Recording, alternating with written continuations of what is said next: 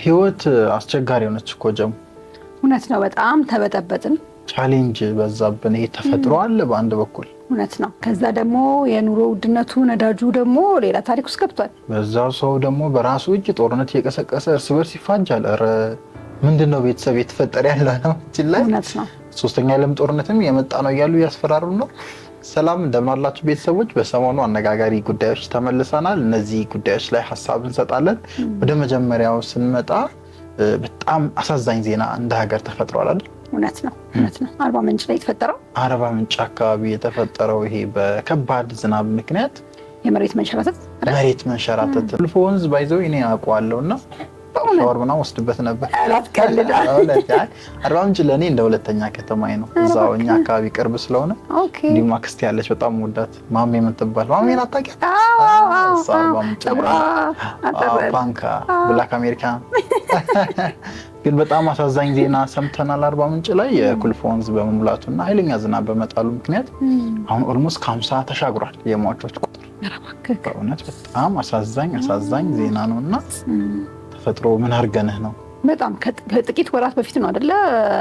ጎፋ ላይም የነበረው ጎፋ ላይ እንደዚህ አይነት ነገር ተከስቶ ነበር። እንደዚህ በጣም ብዙ ከ200 በላይ ሰው ብዙ ቲክቶከሮች ሄደውም እያሳዩት ነበር፣ እየረዱ እያገዙ ነበር።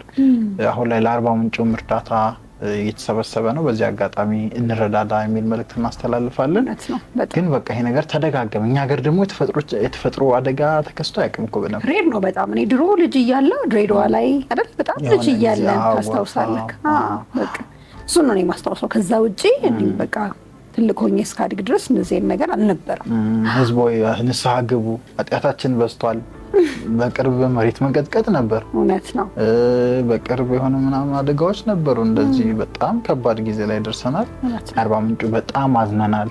እንደ ሊቅነት እኛም እንችለውን እርዳታ እናደርጋለን። መርዳት የምትችሉ አግዙ በዚህ አጋጣሚ ማለት እንፈልጋለን። የመጀመሪያው ሰሞንኛ አነጋጋሪ ጉዳይ የነበረው እሱ ነው።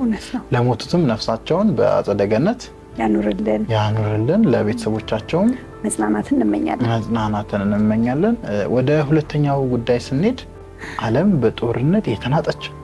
ወይ ጉድ! ለካ ሰላም እንደዚህ በጣም አስፈላጊ ነገር ነው። አሁን ነው የሚገርም። ሚሳኤል በሚሳኤል እንዴ! ቪዲዮ ሲታይ እኮ ፊልም እኮ ነው የሚመስለው። እንዴ እኔ ርችት ለበዓል የሚተኮሰው ነው የሚመስለኝ። ለካ የሰው ህይወት እየጠፋ ነው፣ ሀገር እየወደመ ነው።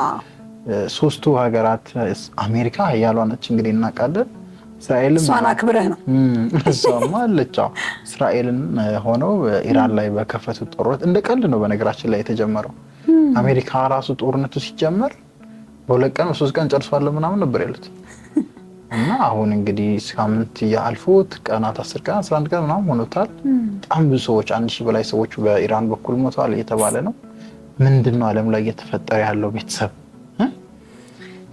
ማለት ሰላም ከሁሉም ነገር በላይ አስፈላጊ ነው። በጣም ሰላም ከሌለ መስራት አትችልም፣ ጤናህን መጠበቅ አትችልም ምናምን ብዙ ነገሮችን ታጣለህ። ሰላም ለሁሉ ነገር አስፈላጊ ነው። በቃ ማመስገን ነው በእውነት። አንዳንዴ የሰላምን መሮን ማመስገን ያስፈልጋል። በጣም አነጋጋሪ ጉዳይ ነው። ዜናዎች እየተሰሩበት ነው፣ ብዙ ዓለም አቀፍ ዘገባዎች። በጣም ሀገራት የኢራን ዜጎች ሀገራቸውን እየለቀቁ መሪያቸው በዛ ላይ ሞታል። በእስራኤል በኩል የሆኑ ቪዲዮዎች ላይ በጣም ያሳዝኑ።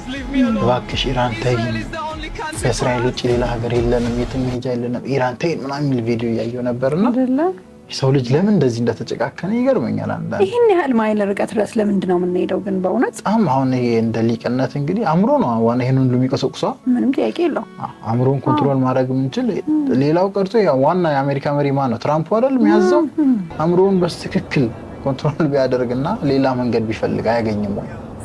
በሰላማዊ በሆነ መንገድ ሰዎችን ሳይጎዱ ብዙ እንደዚህ ያጠፋ ሰው ካለ እኮ ያጠፋው ነው መቅረት ያለበት እንጂ እንዲህ በጅምላ ጭፍጨፋ ጅምላ ህዝብ በጣም የሚያሳዝን ነገር ነው። ብዙ ሴቶች አሉ፣ ብዙ ህጻናት አሉ፣ ብዙ ወጣቶች አሉ። በዛ መሀል እየሞቱ ያሉ ንጹሃን ዜጎችና በጣም አነጋጋሪ ሰሞንኛ ጉዳይ ነው። እባካችሁ እስቲ ለዓለም እንጸልይ።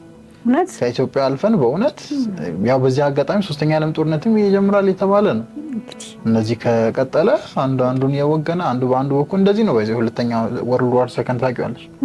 አንድ ሁለት ሀገራት ጀመሩት፣ አንዱን እየወገነ አንዱን እየወገነ ነው የዓለም ጦርነት። አሁን አላይስ ምናምን ይሆናል እዚህ ሻሪስ ሂስትሪ ላይ እና እስቲ ወደ ልቦናችን እንመለስ። እንደ ዓለም እንደ ኢትዮጵያ ብቻ አይደለም፣ ውስጣችን ሰላም ትልቅ ቫልዩ ያለው ለሰላም ቦታ እንስጥ የሚል መልእክት በዚህ አጋጣሚ እናስተላልፋለን።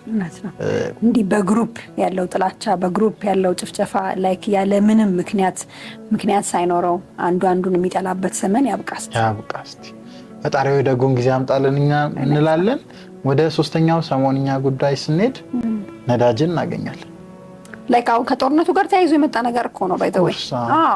ላይክ ነዳጅ መጨመር ደግሞ እኛ ህይወት ላይ በተለይ ኢትዮጵያውያን ላይ ባይዘወይ የነዳጅ መጨመር ነው ህይወታችንን እንደዚህ ያደረገው። ታውቂያለሽ ከየት ጀምሮ መሰለሽ? ከ7 ዓመት በፊት ነው የሚባለው ብዙ ጊዜ 18 ብር ነው 28 ብር ነው እንደዛ በነበረበት ጊዜ ከዛ ጀምሮ በየቀኑ የሚጀምረው የነዳጅ ዋጋ ነው የኑሮውን ጫና ህዝቡ ላይ እየጨመረ ነው። ነዳጅ ጨመረ ማለት ኤቭሪቲንግ ይጨምራል። ኤቭሪ ሮ ማቴሪያል ይጨምራል። ኤቭሪ ሸቀጣ ሸቀጥ ይጨምራል። ቲማቲም እየጨመሩብናል እንዴ! ሽንኩርት ከዚሁ ከጓሮ እያመጣን እየጨመረብን። እውነት ነው። ለሱ ነዳጃም እንደሚያስፈልገው በጣም እኮ የሚገርም አንዳንድ ነገሮች እዚህ ፓክድ የሆኑት ውስጥ ከውጭ ነው የሚመጡት ይባላል። እነዚህ በጓሯችን የምናገኛቸው ነገሮች ግን ለምንድን ነው የሚጨምሩት? እና የነዳጅ መጨመር ሰሞኑንም ያው በአጭር ጊዜ ውስጥ ነው እንደዚህ የጨመረው። ብዙ ብር ባይባልም ስቲል ግን ለውጥ አለው ህይወት ላይ። እያንዳንዱ ጓዳ ይገባል፣ እያንዳንዱ ኪስ ውስጥ ይገባል። ብቻ ቻሌንጅ ሆነ። ምንድን ነው መከራው በዛ። ዲስ ዴይስ በጣም ያለው ነገር በጣም አስከፊና አሳሳቢ ሆኗል በጣም እና መፍትሄው ምን ይሆን? በእውነት እንደው ሁሉም ሰው ያለው መፍትሄ ሀሳብ ቢኖር ጥሩ ነበረ። ሀሳብ ካለ ቤተሰቦች መፍትሄ የምትሉት ኮሜንት ላይ ያስቀምጡ። ላይፍ በጣም ሀስል ሆነ እንደ ማህበረሰብ በቃ እየከበደን እየጨነቀን ከቀን ወደ ቀን የሚስተካከል የሚቀል እየመሰለን በተስፋ አይደል የምንኖረው። እውነት ነው። እና እፎ የምንልበት ጊዜ አጣን። በቃ እንደው ፈጣሪ ውረድ ወይ ፍረድ ነው ይባላል። እንደዛ ቢሆንና ሁላችንም ሰላማችን አግኝተን ኑሮም ቀሎልን እንደው መንግስትም እጁን ጣልቃ አስገብቶ ይሄ ነገሮች ላይ ኑሮ ውድነት ላይ እየተፈጠረ ያለውን ነገር ቢያይልን መርመር ቢያደርግልን። እውነት ነው። ድጎማ የሚያዋለ ቢዶጉመን በዚህ አጋጣሚ የሚል መልእክት እናስተላልፋለን። ወደ መጨረሻው ጉዳይ እንምጣ። መጨረሻው ትንሽ አዝናኝም አነጋጋሪም ነው። ይሄን ሰው ታውቂዋለሽ? እኔ የተቆራረጠ ቪዲዮ ነው የደረሰኝ ባይዘዌ እና እንደው ዘ ሆል ስቶሪውን እስቲ ብዙ ያልሰማም ሰው ሊኖር ስለሚችል እስኪ ሼር አድርገን። አሁን ሊትራሊ ዘ ሆል ስቶሪውን ቁጭ ብለሽ የምትሰሚው አይነት ነገር አይደለም። ዋይዝ ከሆንሽ ይሄ ምንድን ነው የሚባለው? በጣም ሰው ሲበጠረቅ ምንድን ነው የሚባለው? ሳክስፎን ነው የሚባለው። እና ብዙዎች ሳክስፎን እያሉት ሾርት ቪዲዮዎች እየሰሩበት ይገኛል። ሰውየው በእርግጥ የራሱን ህይወት ሊሆን ይችላል በማን ያዘዋል ፖድካስት ያቀረበው፣ ግን ተጋነነ በጣም ነው ብዙዎች የሚሉት አይደለ?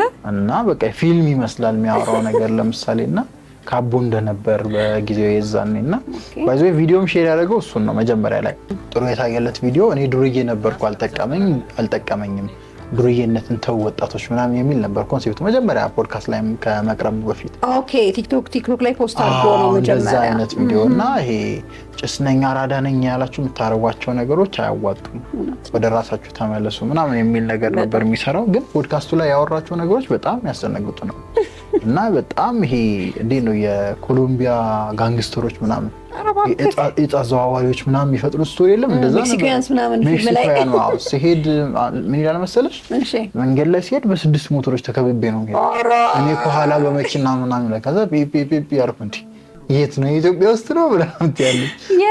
በጣም ያዝናናኝ ስቶሪ የሆነ ጊዜ ጓደኛችንን ፖሊስ ጣቢያ አሰሩት ምናምን ተደወለልኝ ዴባ ምናምን ተባልኩ።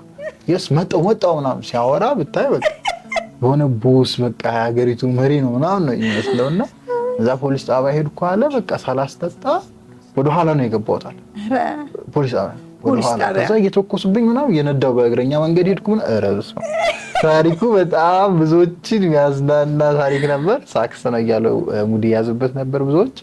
ያ ተጋነነ በጣም ማለት እኛ ሀገር ላይ አይተን አናውቅም፣ ሰምተን አናውቅም። እውነት ለመናገር ማለት ነው ፊልም ነው ይለኛል። በቃ እኛ ፊልም ላይ የህንድ ፊልም ምናምን ነው እነዚህ ነገሮች የምናየው እንጂ ኢን ሪል ላይፍ በቃ አሉ ትንንሽ አሁን ቄራ አካባቢ ጨርቆስ አካባቢ ምናምን የሚታወቁ ስቶሪዎች አሉ፣ ለባዳቢዎች አሉ ምናምን የሚታወቁ ስቶሪዎች አሉ። ግን እዚህ ድረስ የገነነ አይደለም። በቃ እንደ ፊልም በመኪና ታጅብ ይሄዳሉ ምናምን አይነት ነገር የለም ሲጀምር ሰምተን አናውቅም። ቤተሰቦች እዚህ ላይ ምን አስተያየት አላችሁ? ሰሞኑኛ አነጋጋሪ ጉዳይ ነበር። በእነዚህ አነጋጋሪ ጉዳዮች ላይ ያላችሁን ሀሳብና አስተያየት ኮሜንት ላይ አስቀምጡን። በቀጣይ ሌሎች አነጋጋሪ ጉዳዮችን ይዘን እንመለሳለን። ሊቅነቶች ነበርን። እስከዛው ቸር ቆዩልን። እናመሰግናለን።